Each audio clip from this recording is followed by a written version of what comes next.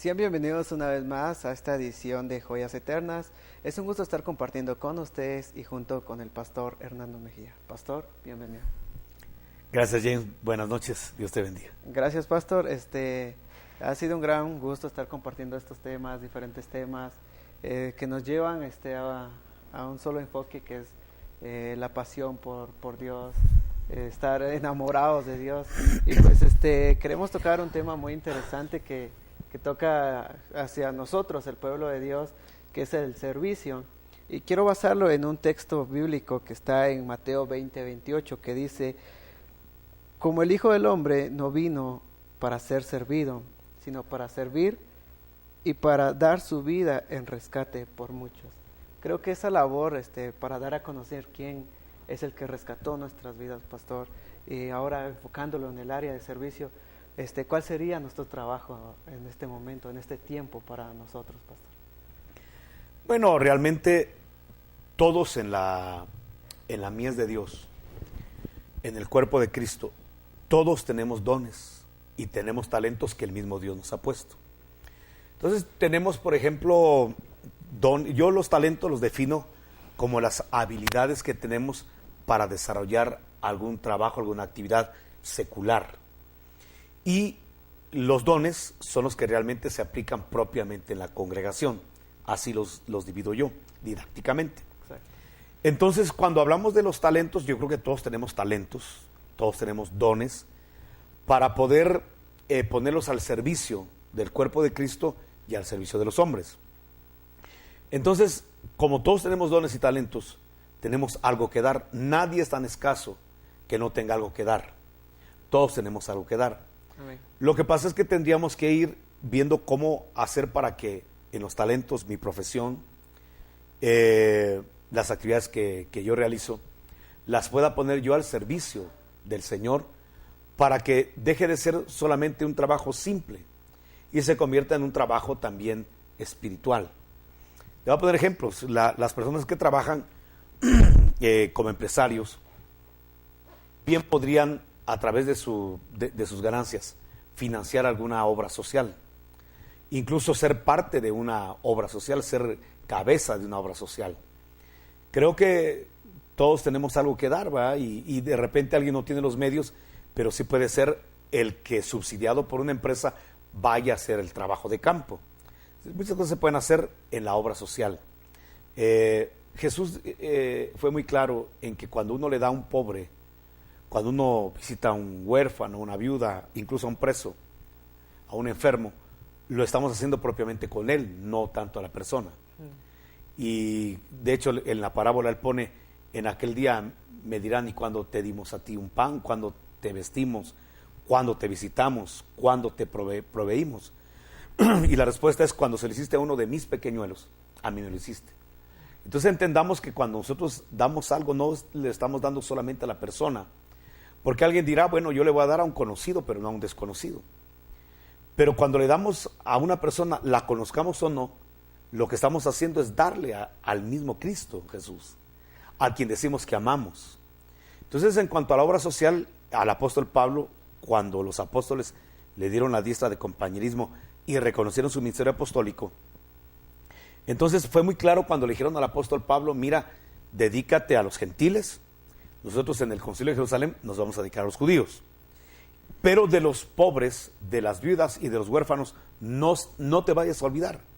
Le hicieron la recomendación de que la iglesia, aunque no es su fin primordial, sí tiene que tomar en cuenta, incluir la obra social, el apoyo a la gente que tiene necesidad. Y entonces el apóstol Pablo escribe, lo cual, aunque me lo dijeron ellos, yo ya estaba solícito en hacerlo. Yo ya quería hacerlo. Pablo ya tenía la solicitud en su corazón de poder dar programas de ayuda. La Biblia no mucho establece cómo era que ayudaba a Pablo, pero siento con todo mi corazón que cuando él dice que él estaba solícito en hacerlo, me imagino que pudo haber organizado sus congregaciones para poder hacer ese tipo de obra social, y estoy seguro que lo hizo. Porque el evangelio es eso, el evangelio es poner mis dones y mis talentos, mi economía al servicio de otros. Y desde luego los dones que ya son espirituales, dones del Espíritu que son para manifestarlos en la iglesia, ahí podemos servir en los diferentes diaconados que hay en las iglesias, tomando liderazgos de acuerdo a las características espirituales que uno tenga, ejercer la predicación de la palabra, evangelizar, discipular, todo eso tenemos que hacerlo. Ahora, hay unos beneficios muy importantes, James, cuando uno sirve. A mí me llama la atención algunos ejemplos bíblicos, porque el Señor siempre nos habló con ejemplos para que entendiéramos mejor la vida. Tú te recordarás cuando Daniel, que era un hombre probo, un hombre recto, íntegro. De hecho, en toda la Biblia, tú vas a encontrar que solo 2 personas son irreprensibles, que no cometieron nunca ni un solo error. En el Antiguo Testamento es Daniel y en el Nuevo Testamento es Jesús. No digo que Daniel no haya pecado, la Biblia dice que todos pecaron, pero es del único en todo el Antiguo Testamento que no se menciona que haya cometido un error. De ahí en adelante todos cometieron errores, desde Adán hasta el profeta Juan el Bautista. Pero de ahí no se notan errores en Daniel. Es un hombre que tuvo una larga vida. Él estuvo presente cuando gobernó Nabucodonosor, fue asesor de Nabucodonosor, de Belsasar, de Darío y de Ciro. Entonces 4 reyes pasaron y durante esas 4 monarquías Daniel fue su asesor espiritual y el asesor personal de estos reyes. Entonces Daniel, a pesar de que era un hombre recto, íntegro y como te dije hace un momento, probo, entonces sin embargo tuvo una adversidad, y precisamente la adversidad le vino por ser un hombre íntegro.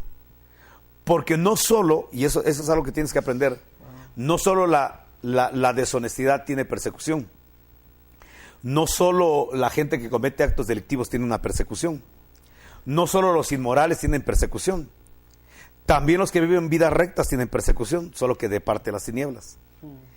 Todos los que quieran hacer la obra de Dios y hacerla bien, vivir una vida recta e íntegra, van a tener persecución de burlas, persecución de gente que realmente su espíritu choca con el espíritu del que quiere ser recto e íntegro. Entonces siempre estés haciendo lo bueno o estés haciendo lo malo, siempre va a haber una persecución.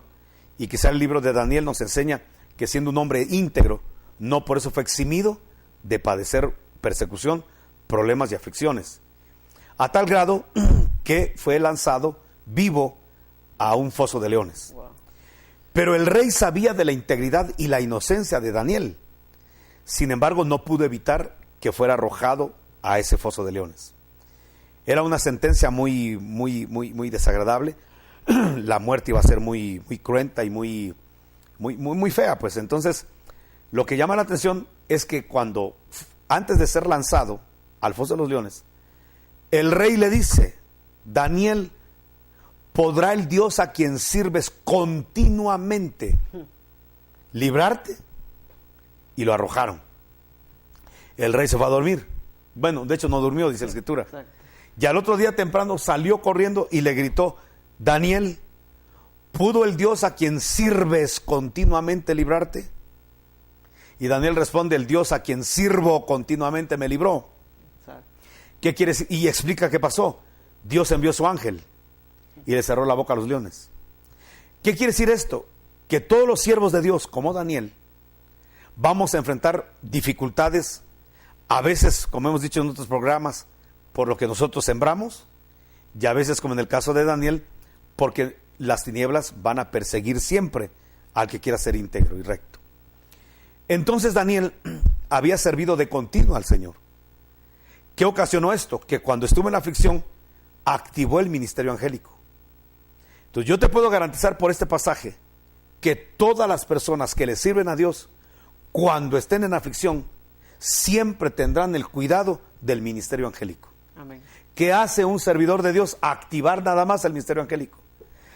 Alguien dirá: ¿y cuánto me van a pagar por servir? ¿Y cuánto me van a pagar? Bueno, uno de los salarios que vas a recibir es que cuando estés en el momento del valle de sombra y de muerte, se activará el ministerio angélico a tu favor. Ese es algo que tenemos garantizado. 2. Acuérdate que Abraham recibió la visita en Encina de Mamre del mismo Dios, del mismo Elohim. Él iba acompañado de 2 ángeles. Entonces dice que cuando Abraham lo vio, lo atendió, le sirvió. a pesar de que ya era un viejito de 99 años, como para que nadie diga, me voy a jubilar o me va a tomar un año sabático, este año no voy a servir, voy a servir muchos años. No se puede. Hay que servirle al Señor de continuo, como Daniel. Y en el caso del viejito Abraham, le había servido toda su vida al Señor, y ahora a los 99 años sigue sirviéndolo. Él reconoce que el que viene ahí es una teofanía, es Elohim en su casa. Salió a servirle, lo atendió, le sirvió de una manera muy especial. Entonces cuando Dios comió lo que Abraham le había servido, entonces le preguntó, ¿dónde está Sara, tu mujer? Porque al tiempo de las mujeres y el ciclo de la vida, Sara tendrá un hijo. Ahora escucha esto. A Abraham le habían hecho esa promesa desde hace muchos años. ¿Cuándo le activaron la promesa? ¿Cuándo tuvo cumplimiento esa promesa? Cuando le sirvió. Entonces, ¿qué quiere decir esto? Que cuando tú le sirves a Dios, estás activando promesas que a lo mejor te dieron hace mucho tiempo, pero vas a abrir las puertas de bendición para que esas promesas que Dios tiene para tu vida lleguen, se acerquen y se cumplan. Entonces, los servidores de Dios, los que les sirven a Dios, van a activar las promesas de Dios. Pastor, ¿y ese servicio es una actitud que sale de nosotros o la tenemos que tomar de alguien? Es que mira, la verdad es de que hemos hablado en programas anteriores que la gente que está enamorada sirve. La gente que no está enamorada, a no ser por un salario o una prebenda, es que sirve. La gente que te dice, bueno hermano, mire, yo voy a cerrar mi negocio para ir a servir a la iglesia, o voy a dejar de hacer una actividad por ir a la iglesia a servir, ¿cuánto me van a pagar? Definitivamente esta persona no tiene el concepto de lo que es el servicio por amor. Nosotros todos los que servimos por amor, tenemos que servir por amor, porque cuando ya no servimos por amor nos volvemos unos asalariados. Entonces servimos de acuerdo al salario que recibimos. Cuando estamos enamorados del Señor, no servimos por un salario, servimos porque le amamos. Te voy a poner ejemplos claros. Cuando una persona está enamorada, lo que hace es servir. ¿Cómo sé yo que una persona está enamorada de mí? Me sirve. ¿Cómo sé que una persona no está enamorada de mí, aunque me diga mi amor, me dé tarjetas, chocolates y lo que sea? Si no me sirve, no me ama. Porque el servicio es un fruto del amor. A no ser, te repito, que sea por un salario, por un interés, por un intercambio de algo, ¿no? Repito, algo que genere un interés. De otra manera no se sirve. Hay gente que no le gusta trabajar en lo que trabaja, pero por el salario lo hace. Y hay gente que tiene que levantarse de mañana, pero ni modo, por el salario lo hace. Es un asalariado. Entonces hay gente que por un salario le sirve al Señor. El salario a veces puede ser económico, porque ahora hay mucha gente que dice, mire, yo sé tocar, voy a tocar en su iglesia, pero quiero que me den un salario, porque soy ministro de alabanza. Hay mucha gente que trabaja ahora así. Y hay pastores que a ausencia de gente espiritual que se ponga a aprender a tocar, lo que ha hecho es aceptar este tipo de asalariados. Pero él toca por salario, no toca por amor. Y él va a llegar a los cultos porque tiene un ¿cómo se llama? Un compromiso de trabajo. Exacto. Le guste o no le guste, él por el salario va a ir. Entonces, pero la forma, te decía, de uno manifestarle a Dios que le ama, es que uno le va a servir.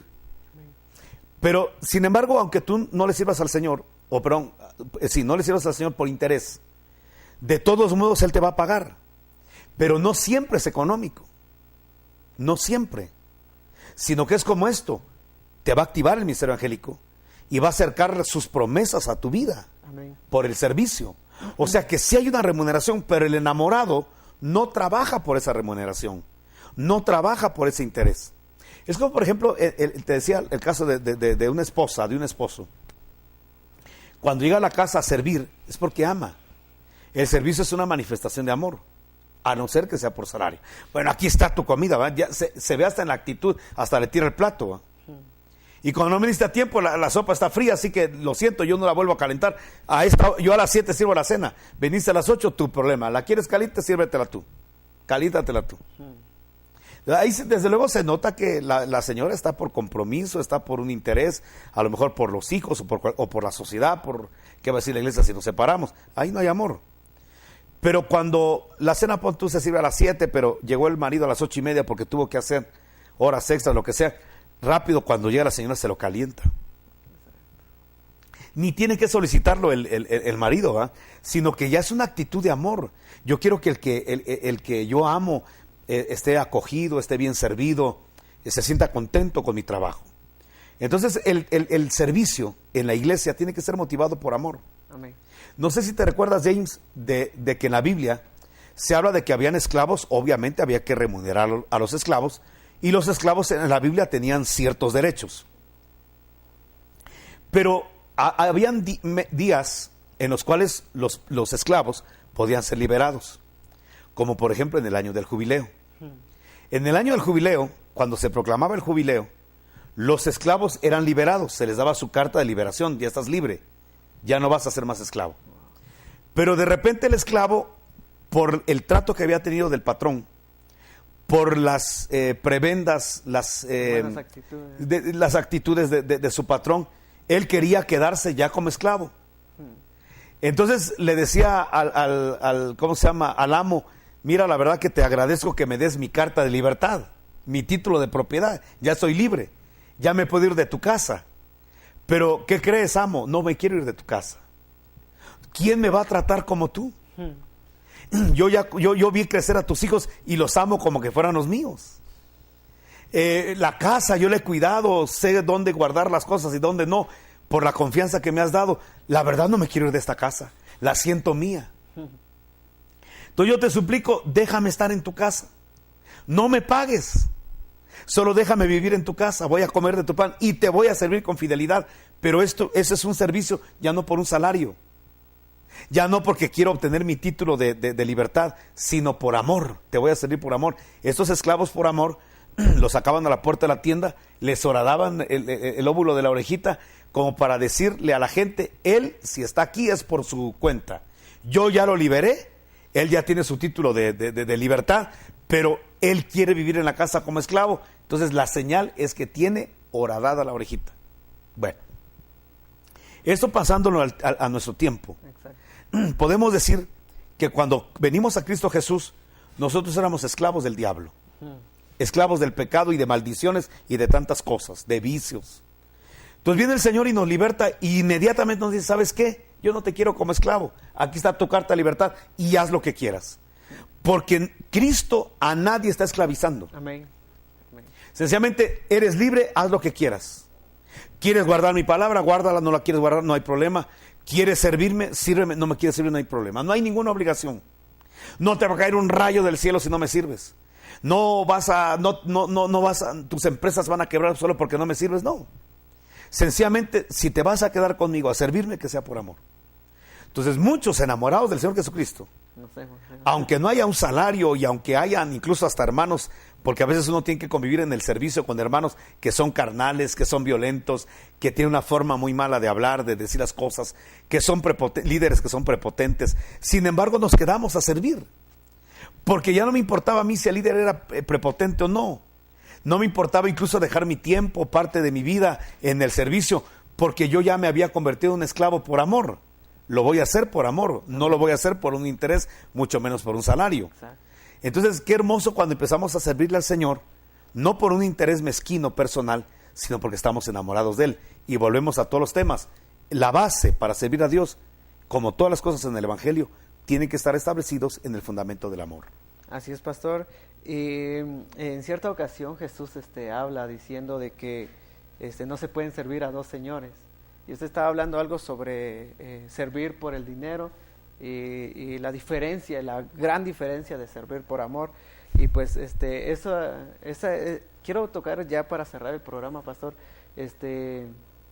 esa diferencia de lo que Jesús hablaba sobre que no se le puede ser sirviente a alguien que tenga bastante dinero, o desde luego irse con Jesús. ¿Nos puede explicar algo por qué Jesús daba esa parábola, pastor? Bueno, lo que pasa es de que cuando Jesús hablaba de esto, estaba hablando del materialismo que se había desarrollado en Israel. Porque Israel ya buscaba a Dios, y todo lo que era buscar a Dios era buscarlo por un interés.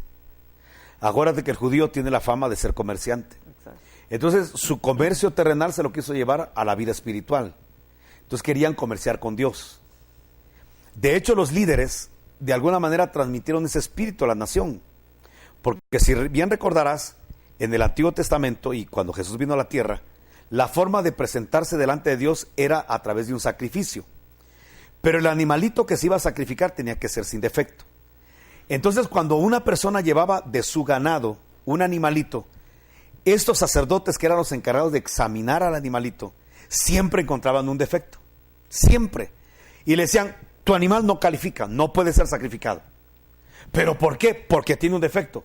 ¿Pero cuál? No sé, no sabemos. El departamento de revisión dice que tu chivito no pasa, tu buey no pasa, tu paloma no pasa. ¿Y ahora qué hago? No te preocupes, hermano, aquí nosotros vendemos. Y entonces lo que hacía es que ellos ya tenían ovejas, ya tenían bueyes, palomas, tenían todo en el templo que se supone ya estaban certificadas por el departamento de supervisión. Y entonces decía, pues cómpranos la oveja aquí. Y ya resuelves tu problema, preséntale tu ofrenda al Señor. Y la gente, con tal de presentarle una ofrenda al Señor, tenía que verse obligado a comprar del ganado vacuno, bovino o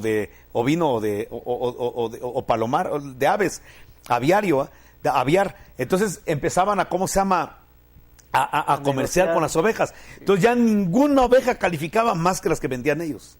Esas eran las únicas buenas. Y así comercializaron con los sacrificios. Entonces había gente que venía del extranjero para presentar ofrendas al Señor. Le decían, no, tú no puedes presentar ofrendas en monedas que no sean nuestra moneda de circulación. Pero ¿cómo si vivimos en el extranjero? No te preocupes, hermano, aquí tener nosotros la casa de cambio. Entonces ahí hacían los cambios, había una casa de cambio dentro de la iglesia. Wow. Había un banco donde la gente cambiaba su moneda extranjera por las monedas que eran aceptadas en circulación en Israel, y entonces pues obviamente tenían sus comisiones por eso. Y de esa manera, de una manera ilícita, se enriquecían los sacerdotes. Ese espíritu de avaricia llegó a Israel, llegó a los profetas, llegó a los sacerdotes, llegó a todo el pueblo. Entonces la gente ya buscaba a Dios por materialismo. Y el pueblo se volvió materialista, los líderes se volvieron materialistas, dejaron lo espiritual, lo más importante del evangelio, la justicia, la misericordia, todo eso lo abandonaron.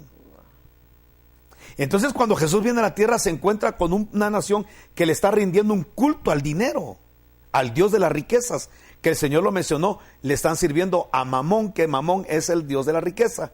Y tú no puedes servir a ese Dios y a mí. O vas a quedar bien con el materialismo y me vas a aborrecer a mí, o renuncias a ese materialismo y aceptas la vida del Espíritu que quiero ofrecer. Entonces, eso es lo que pasó en la explicación del pasaje que me estás preguntando.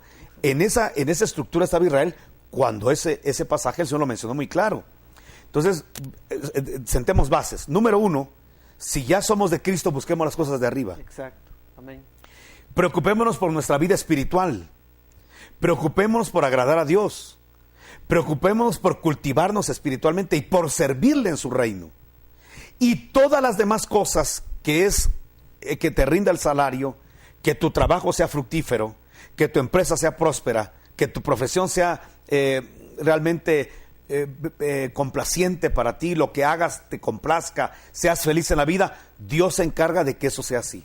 Ahí es donde viene ese pasaje donde dice primeramente buscar el reino de Dios y su justicia, y todas las demás cosas serán añadidas. Todo lo que el Señor quiere es que busquemos no las cosas de la tierra, amén, sino que busquemos agradarlo a Él, servirle a Él, honrarlo a Él, y las demás cosas nos van a venir activadas por añadidura. Cuando lo hacemos con amor, con pasión, cuando entregamos nuestros dones, nuestros talentos hacia el servicio de Dios por amor, pastor. Así que ya para finalizar, pastor, una última preguntita más. ¿Cómo debe ser nuestro servicio? La calidad. Y muchas veces llegamos y decimos, bueno, le voy a servir a Dios, pero lo hacemos por servir nada más y no como ese amor, pastor. ¿Cómo nos aconsejaría para que en esta noche nuestro servicio sea diferente, pastor? Bueno, definitivamente los hijos de Dios tenemos que parecernos a nuestro papá. Y algo que tiene nuestro papá, o sea, Dios Elohim, en hebreo, creador. Lo que tiene nuestro Dios es que maneja principios de excelencia. El principio de excelencia se establece que todo lo que Dios hace, lo hace bueno en gran manera, desde su inicio hasta el final. Dios lo primero que hace es que planifica. Dios no hace las cosas así porque se le ocurran y en un impulso de su corazón las haga. Dios lo que hace es que Dios es un planificador. Amén. Entonces, lo que tenemos que hacer en toda buena obra, en todo servicio, es planificar. Tenemos que planificar quién va a desarrollar el evento, cómo se va a desarrollar el servicio, quiénes van a estar involucrados, el perfil de la gente que va a estar involucrada. Tenemos la publicidad que se le va a dar al asunto. Tenemos que caminar con un prevento. Que el evento, todo lo que se haga, sea de calidad. Y después evaluar lo que hicimos por si hubo algún margen de error que no se vuelva a repetir en un posterior evento. ¿Para qué? Para poder llegar a tener un servicio de calidad donde todo sea bueno en gran manera. Entonces estaremos haciendo las cosas bien como Dios las hace del todo bien. Amén, pastor. Así que en esta noche les dejamos con esto, que nuestros servicios sean por amor hacia Él, que nuestros dones, que nuestros talentos sean por amor a su obra. Así que les deseamos una feliz noche y que nos acompañen en una próxima.